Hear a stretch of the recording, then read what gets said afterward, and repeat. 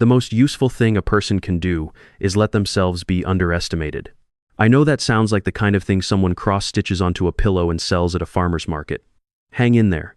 I mean it technically. When people underestimate you, they stop editing themselves around you. They say the real thing. They make the actual plan, not the version they've prepared for an audience. They hand you information they would never hand someone they considered a threat. And you, if you're paying attention, and I am always paying attention, you collect it quietly, and you put it somewhere safe, and you wait. My name is Nora Parrish. I am 44 years old. I live in Austin, Texas, in a 2-bedroom apartment with a view of a parking structure and a very reliable Wi-Fi connection. I design things for a living: fonts, visual identity systems, brand pattern libraries, and I have been doing it long enough and well enough that 14 companies with names you would recognize pay me significant amounts of money every year to use what I make. None of that is on my LinkedIn. I don't have a LinkedIn. I also don't have a business card, a company car, or a glass-walled office with my name on it. I have a laptop, a good monitor, a 7-year-old LLC called Lumen Studio, and a lawyer named Simone who has been protecting what I build since before most people in my life knew I was building anything. Marcus Price knew I was a freelance designer. He knew I worked from home, that I had some clients, that I was, by every observable measure, a woman of modest professional ambition. He knew this because that is what I showed him. And he married me, in significant part because of it. I know that now. I didn't know it on a Tuesday morning in March when I was making coffee in our kitchen and the bedroom door was halfway open and Marcus was on the phone with his mother. That was the morning I found out. Not from a document, not from an email, from 4 words. She doesn't have anything. That was it. 4 words. His voice carrying clearly through a half-open door, easy and certain, the way you say something you've said before and never expected to be overheard. She doesn't have anything, Mom. We'll be fine. I stood at the coffee maker with my hand on the carafe, and I stayed very still. The coffee finished brewing. I poured a cup. I sat down at the kitchen table. I picked up my sketchbook, and I wrote 4 words at the top of a blank page. She doesn't have anything. Then I drew a line under them, and I started writing everything I was going to do next. I should tell you how I got here, not to Marcus, to the business. Because the business is what this story is actually about. I started designing seriously when I was 22. Not freelancing designing, the way you do something when it's the only part of your brain that feels fully awake. Type, letter forms, the architecture of a visual system, the way a font can carry an emotion so precisely that people feel it without knowing they feel it. I was obsessed with the invisible infrastructure of things, the stuff nobody notices but everyone responds to. I worked in agencies for 8 years. Good agencies, real ones. I learned a lot and got paid a reasonable amount and was, by every performance review I received, excellent. I was also, by every promotion timeline I experienced, consistently overlooked. There is a particular kind of exhaustion that comes from doing the best work in a room and watching it get attributed to the person who had the most comfortable voice in the meeting. I'm not the first woman to describe that experience. I will not be the last. I left when I was 31. Not dramatically, I just stopped going. Gave my notice on a Thursday, was fully gone by Friday, walked out into a hot Austin September with one client I'd brought with me and a very clear understanding of what I was going to build. The insight was simple. The most valuable design work isn't the work you do once. It's the work that gets used forever. A logo is used once and updated every 10 years. A type system, a pattern library, a visual identity infrastructure that gets licensed, reproduced, deployed across every touchpoint a company has, for as long as the company exists. The value isn't in the hour I spend. It's in the asset I create and retain the rights to. So that's what I built. Slowly, carefully, over 7 years. Type families, visual pattern systems, brand identity frameworks that I licensed, never sold, always licensed with terms that kept Lumen Studio's ownership intact and renewed the contracts every 3 years. By the time I met Marcus at a mutual friend's dinner party in 2018, Lumen Studio was licensing to 11 companies. The business was 3 years from being fully self-sustaining at a level that would have surprised anyone who looked at my apartment or my car or my complete absence from every professional conference and industry publication. I had built a thing nobody could see. I had done it on purpose. Not because I was hiding it, because I understood something I'd learned in 8 years of agency work. The moment you tell people what you have, you change how they treat you. And I had watched enough designers with beautiful portfolios and zero business sense lose everything they built to investors and partners and ex-collaborators to understand that the most valuable protection for something you've Made is making sure the right people don't know it exists. Marcus was not the right person. I don't mean I knew that at dinner in 2018, I mean I know it now. At the time, he was just a man I liked talking to smart in the specific way of people who have been right about things enough times to stop questioning their instincts, funny in the dry way I can't resist, and genuinely, warmly interested in me in a way that felt different from the way men at dinner parties usually perform interest. He asked about my work. I said I was a freelance designer. He nodded, asked one follow-up question, and then we talked about something else. That felt, at the time, like comfortable, like someone who didn't need to size me up professionally to decide if I was worth talking to. I understand now that it was something else, but I'm getting ahead of myself. We dated for 14 months. We got married in a small ceremony in October 2019, his family, my sister, a handful of close friends, a venue in the hill country that was beautiful in the way Texas hill country always is. Slightly too large to be intimate, completely indifferent to being photographed. Exactly right. I kept Lumen Studio exactly where it was, exactly how it was. Not hidden from Marcus, exactly, but not disclosed either. He never asked for a number. I never offered one. We combined some accounts, maintained others separately, filed jointly for taxes with the business flowing through in a way that, to an eye that wasn't looking closely, appeared modest. He was not looking closely. The first year of our marriage was good. I mean that sincerely. He made me laugh, he remembered things, he showed up, mostly. There were patterns I was starting to notice, things that when I look back I can see clearly, but at the time I filed them away under the category of things that are probably fine and waited for more data. I am always waiting for more data. What I got instead was 4 words through a half-open door. She doesn't have anything. Here is what those 4 words told me, in order of clarity. First, Marcus was having a conversation with his mother about the state of my finances. Not a hypothetical conversation, not a what if we split up someday conversation. The comfortable, well-worn kind. The kind you have when you've had it before, when it's been established, when you're not working something out so much as confirming what you've already decided. Second, he thought he knew the answer. She doesn't have anything. Said with the certainty of a man who has done the math and found it simple. I had, in his assessment, no significant assets, no financial independence worth noting, nothing that complicated the picture. Third, there was a picture he was composing. We'll be fine. Fine relative to what? Fine in what scenario? You don't say we'll be fine to your mother about a marriage that is going well. You say we'll be fine about a specific situation that requires reassurance. There was a specific situation. He had already thought about it enough to reassure her. Fourth, and this one took me longer to fully absorb, he had married me, at least in part, because of what he thought I didn't have. I sat with that fourth one for a long time. Not at the kitchen table, I'm a designer, I moved around. I took a walk around the neighborhood. I sat in a coffee shop for 2 hours and drank something I didn't taste. I went home and made dinner with the specific focus that cooking requires when the rest of your mind is working on something else entirely. Marcus came home at 6:30. He kissed me on the cheek, asked what smelled good, poured himself a glass of water, and sat at the kitchen table with his phone the way he always did in the 30 minutes before dinner. I watched him from the kitchen. This was the man who had held my hand at my mother's funeral 4 months into our marriage, who had driven 2 hours to pick me up when my car broke down on a highway in July heat, who had, on 3 separate occasions, remembered the anniversary of the worst day of my professional life and made sure I had something good that day. Not a speech, just something good. He was also the man who had looked at me, assessed me, and decided, she doesn't have anything. I don't know which of those is the real one. I'm not sure they're separable. People are not documents. You can't pull one page out and say this is the accurate version. You have to hold all of it. I held all of it. And then I called Simone. Simone Wright's office is in Houston, on the 19th floor of a building that looks exactly like what it is, a place where serious people do serious work and bill for it accordingly. She has been my attorney for 7 years. In those 7 years, she has renegotiated 4 licensing agreements on my behalf, written 2 cease and desist letters that resolved without going further, and once on a Tuesday afternoon when I called her in something close to a panic about a contract clause I hadn't understood, talked to me for 45 minutes without putting me on hold once. She is, professionally, the most unflappable person I know. She also has the particular quality of people who are very good at listening. She waits until you are completely finished before she says anything. Not impatiently, not performing patience.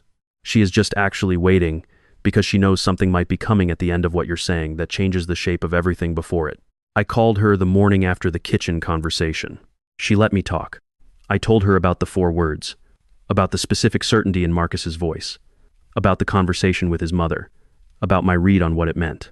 When I finished, she was quiet for a moment. Then she asked the question she always asks. What do you want? Not what do I think happened, not is he a bad person, not what should I do, what do I want?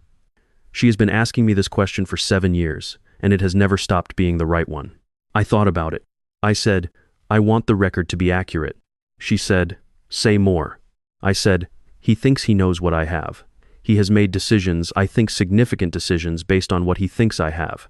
I want the record to be accurate before anyone acts on an inaccurate record. Simone was quiet for another moment. Then she said, when you say anyone, do you mean him, or do you mean a court? I hadn't expected that to be the first question she asked. I said, I don't know yet. She said, then the first thing we do is make sure you know. Tell me everything about Lumen's current licensing structure, every contract, every renewal date, and the complete asset picture as of today. I want to understand exactly what the record looks like before we decide what to do with it. We spent 3 hours on that call.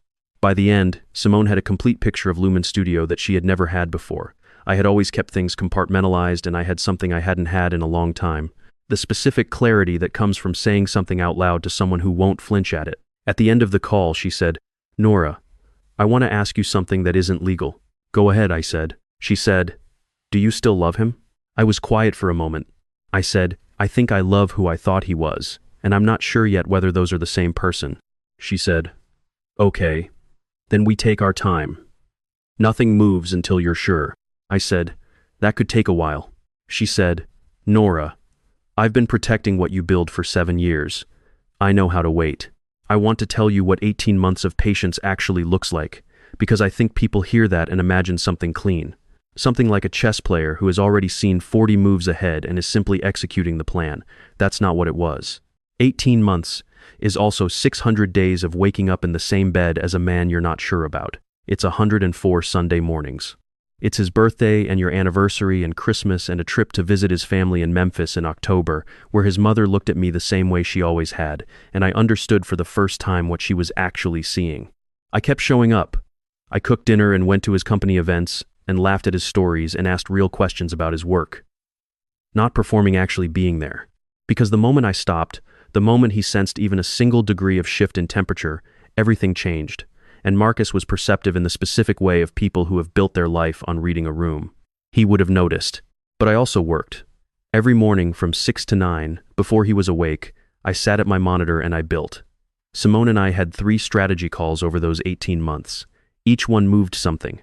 The first move came in June, 3 months after the kitchen conversation. Marcus worked for a consulting firm whose largest client was a financial services company trying to rebrand. He had talked about it at dinner for months, the political complexity, the internal disagreements, the fact that they couldn't find a visual identity partner who understood both their regulatory constraints and their growth ambitions. He talked about it the way he talked about most things at work, as a problem he was adjacent to but not responsible for. I listened. Specifically, I listened to the name of the visual identity firm they had originally approached and why it hadn't worked out. And I remembered, because I remember everything Marcus said about work, despite the fact that he rarely asked me about mine. 3 weeks after that conversation, through Lumen Studio, I submitted a proposal to Marcus's firm's largest client. They signed a licensing agreement in August. 3-year term. Renewable. Significant. Marcus mentioned at dinner in September that the client had found someone. I said, oh good. He said, yeah, some boutique shop apparently did the whole thing in 2 months. I said, impressive. He said, I guess. He had no idea the boutique shop was in our apartment. The second move came in November. I had been listening to Marcus talk about a former colleague of his, a man named Daniel Chu, who had recently left the firm to start an independent consulting practice and was struggling to find clients. Marcus thought Daniel was brilliant but couldn't market himself. He mentioned this 5 or 6 times over the course of 3 months, always with genuine sympathy. Daniel was the kind of person Marcus actually respected. Smart, quiet, underestimated. I thought about that word. Underestimated. Through an introduction, Simone facilitated arm's length. No connection to me visible on paper, Daniel Chu became a brand strategy consultant for 2 of Lumen Studio's existing clients. His job, in part, was to help them understand the strategic value of the visual systems they had licensed. He was very good at it. Within 4 months, both clients increased their licensing terms. Daniel thought he had found a new client base through his own network. He had. He just didn't know that the network had been positioned for him. Marcus mentioned at dinner in March that Daniel had found his footing. I said, "I'm glad." He said, "Yeah, he's one of those guys who just needed the right opportunity." I said, "You're right." There were nights, and I won't tell you how many, but there were nights where I sat in the room I worked in after Marcus was asleep and felt something that didn't have a clean name. Not anger. Not grief, exactly. Something that lived in the space between those two, the specific feeling of watching a thing be smaller than it should have been and knowing you can't make it larger now, you can only work with what it actually is. I had wanted a real marriage. That's the part of this story I think matters most. I had wanted the man who drove 2 hours in July heat, who remembered the worst day, who showed up in the specific ways I hadn't known to ask for. Some part of me kept waiting for evidence that the 4 words had been a misunderstanding, a bad day, a moment of weakness I was misreading. That part was wrong. In the 14th month, I found the notes. Not a document, not a file. Notes in his phone, the kind you're not looking for until you are. A list, titled simply, Timeline, with entries going back 2 years. I will not share every line. I will share 3. Year 2, financial separation, maintain current profile. Year 3, begin positioning. Year 4, initiate. I read them in 30 seconds. Put his phone down exactly where I'd found it. Went into my workroom, closed the door, sat at my desk. I opened my sketchbook to a new page. I wrote, "He has a timeline. Mine is better." Then I called Simone. The third move was the one that mattered. Marcus had been pursuing a director promotion for 8 months. The firm he worked for was growing, and the new director of strategy position would have been a significant step, visibility, authority, a compensation package that would have substantially changed the financial picture he was already planning around. He talked about it constantly, not nervously confidently. He had built relationships with the right people. He understood the firm's priorities.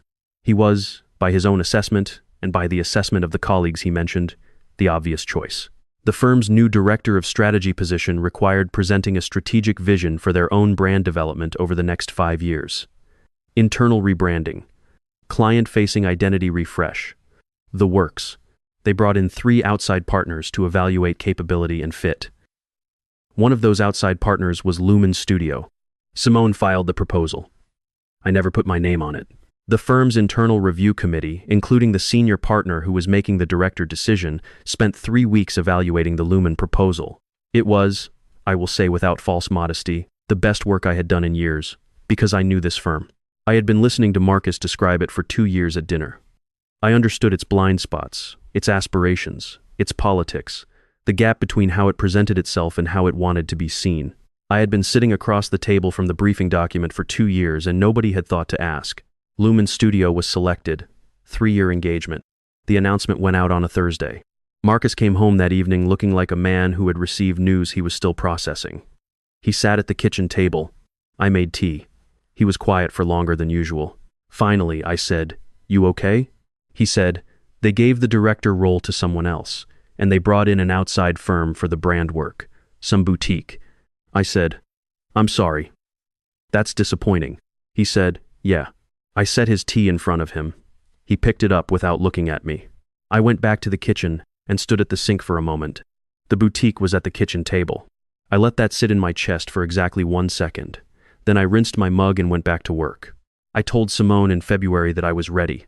She asked, "Ready for what?" I said, "For the record to be accurate." She said, "Then we start Monday." The disclosure document Simone prepared was 31 pages. Not a filing, not a legal action, a complete documented account of Lumen Studio's assets, licensing agreements, revenue, and corporate structure. Every holding, every contract, every renewal, including, on page 19, the 2 contracts with companies in Marcus's professional network, and on page 23, the brand engagement with his firm. She sent it to Marcus's attorney on a Tuesday morning. I found out later that his attorney called him at 11:15. That Marcus left work early. That he was home by 2 in the afternoon, sitting at the kitchen table not working, not on his phone, just sitting. I came home at 4 from a coffee I'd taken deliberately long. He looked up when I walked in. The look on his face was something I hadn't seen from him before, not anger recognition. The specific look of a man who has just understood something he thought he already knew. "Nora." His voice was careful. I set down my bag, poured a glass of water, sat across the table from him. I waited. He said, Your attorney sent something to mine. I said, I know. He said, Lumen Studio. I said, yes. He was quiet for a long time. I watched him doing the math. The kind of math that happens when the number you assumed and the number you're given are separated by a distance that takes a moment to fully register. He said, how long? I said, the company has been running for 9 years. The structure you're looking at has been in place for 7. He looked at the table, then at me. You never said anything. I let that sit in the room for a moment. Then I said, neither did you. He started to speak. I kept going. I said, I heard you in March, on the phone with your mother. I was making coffee. The door was open. I heard 4 words. He went very still. She doesn't have anything. That's what you said. And I've thought about it for 18 months. Not to build a case to understand. To figure out whether you said that because you were afraid, or distracted, or having a bad day, or whether you said it because you actually believed it. Marcus didn't say anything. And then I found your notes, I said. The timeline. Year 2, year 3, year 4. The color moved out of his face in the specific way color does when a person has been holding something and is now, finally, no longer holding it. I looked at my husband across our kitchen table. The man who had driven in July heat, who remembered the worst day, who had also looked at me and decided, with the confidence of a man who has never been surprised, that he knew exactly what he had. I said, I want you to understand something, Marcus, not for legal reasons, just as a fact. He looked at me. I said, the firm you've been trying to get the director position at, they hired Lumen Studio in February. The clients in your network that Daniel Chu found, I positioned that introduction. The financial services rebrand that your client couldn't get right, that was me. I paused. I've been in this room the whole time, I said. You just didn't look. He sat there. Outside on the street, Austin was doing its thing. Traffic, someone's music, the particular dry heat that had started to come in off the hill country even in February. The whole ordinary world moving through its ordinary Tuesday. After a long time, Marcus said, what do you want, Nora? I thought about that, the real answer. I said, I wanted what I thought we had. I wanted the marriage I thought I was in.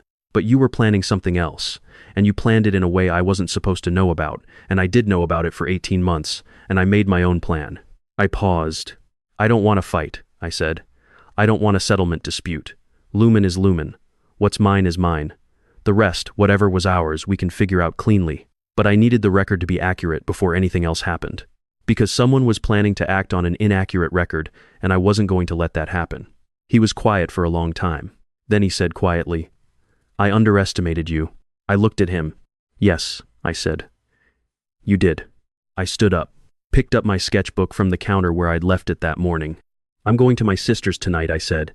I'll have Simone's office reach out to yours this week. I walked to the door.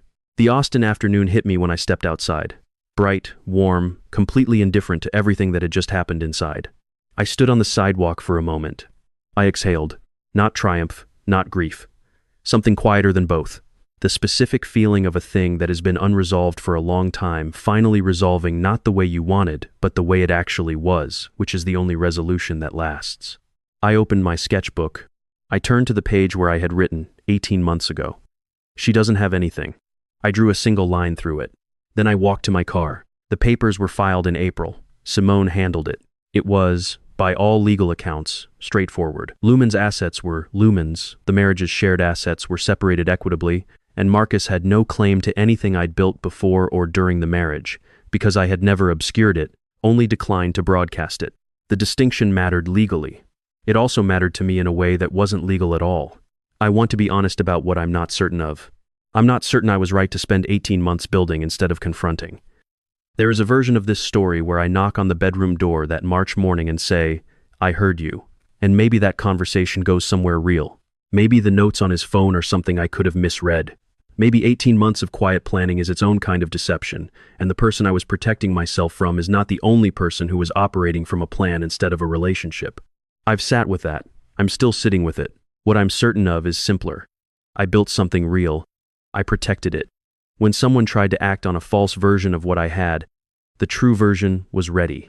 That's not revenge, that's just accuracy. The record was corrected. I moved to a smaller apartment in May. East Austin, 2nd floor, good light in the mornings. I set up my monitor, my sketchbook, my coffee maker. The first morning I sat at my desk in that new space and opened my laptop, I felt something I hadn't felt in 18 months. The specific quiet of a room where you are the only person who knows exactly what you have. It turns out that's my favorite feeling. Lumen Studio has 15 clients now. I hired a part-time contract manager in June, someone Simone recommended. Excellent, completely trustworthy. Daniel Chu calls occasionally to compare notes on the kind of quiet infrastructure work that makes other people's visible work possible. He still doesn't know how we first connected, and I have no plans to explain it. I started teaching a workshop in September. 8 students, 6 weeks, on intellectual property and licensing for independent designers. How to build something that generates value while you're asleep. How to own what you make. How to understand the legal structure of creativity, which sounds dry and is actually the most empowering thing I know. In the second week of the first workshop, one of the students, 26 years old, incredible instincts, completely unsure of herself, asked me why I didn't have a bigger public profile, why Lumen wasn't more visible, why I'd built all of this quietly. I thought about how to answer. I said, because the value is in what you build, not in how loud you are about it. The quietest room in the house is usually where the most important work happens, and the person who doesn't need anyone to know what they have is usually the person who actually has something. She wrote that down. I hope she keeps it. If you are building something, anything, it doesn't have to be a business and the people around you don't fully understand what it is or what it's worth. I want to offer you the most practical thing I know. Keep building. Let them underestimate you if that's what they need to do. Stay in the quietest room, make the work, know what you have. The record will be accurate when it needs to be. It always is.